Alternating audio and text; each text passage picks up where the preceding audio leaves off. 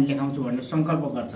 अनि त्यहाँ गएर 200-300 रुपियाँ दिएर त्यसलाई चाहिँ ढोगेर त्यसको हात खुट्टा तपाईँ लेख्ने भयो नि, तपाईँको हात खुट्टा तपाईँको त्यो ब्रस यिनीहरू ढोगेर पैसा दिएर लेख्न लगाउँछ। लेख्न लगाइसकेपछि अनि त्यो लेखेको किताब मका राख्ने। पहिला चाहिँ के भनेको छन् भने त्यो किताब राखे पनि पुण्य, पढे पनि पुण्य, अरूलाई पढ्न लगाए पनि पुण्य भनेको छ नि। त्यो पुण्य कमाउनको लागि नै लेख्ने कि उनीहरू पढ्दैन, धेरै जसो पढ्दैन। अनि त्यो किताब राखिसकेपछि धेरै भयो। यही पुस्तकहरू म्याक्सवेल यो विदेशीहरूले 60 रुपियाँ 70 रुपियाँमा किनेर 40 गाडा लगेको रे नेपालबाट। 40 गाडा। अनि त्यो गाडा लगेर त्यो पनि राणाहरूले सबै जलाउन खोजेको।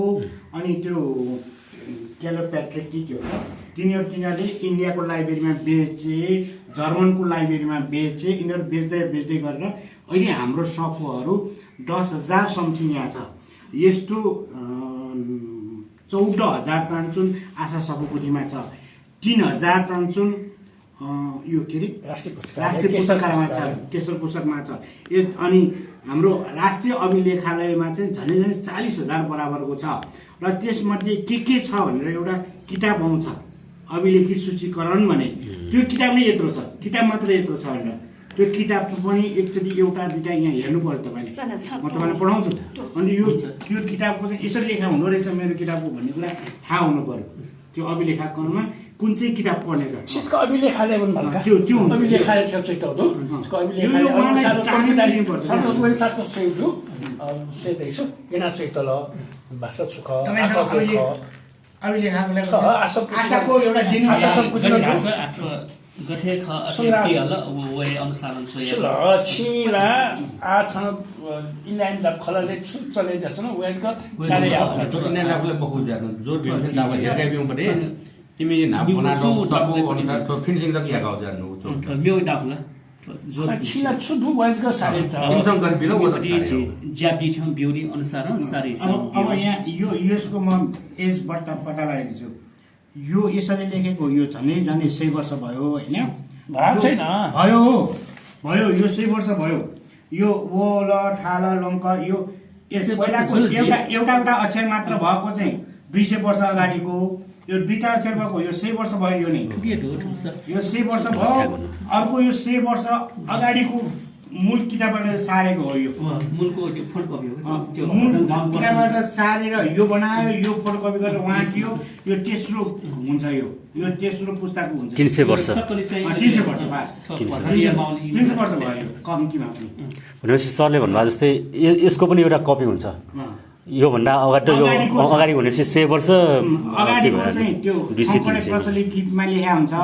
यो देवनागरिकमा लेख्यो, देवनागरिकमा दिग दिएर लेख्यो, देवनागरिकमा आधुनिकमा दिग लेखेर उहाँले लेख्नुभयो। ल यस्तो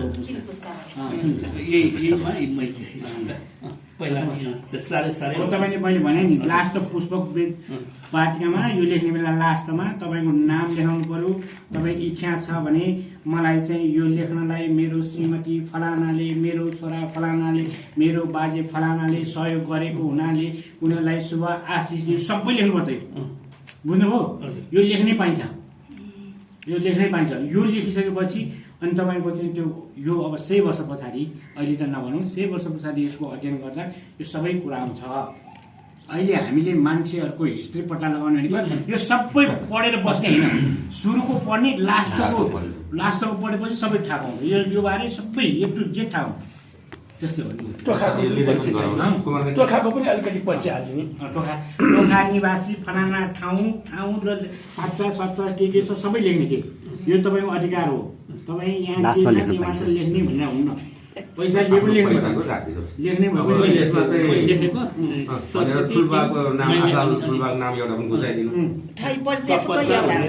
बाजे फलानाको छोरा नाति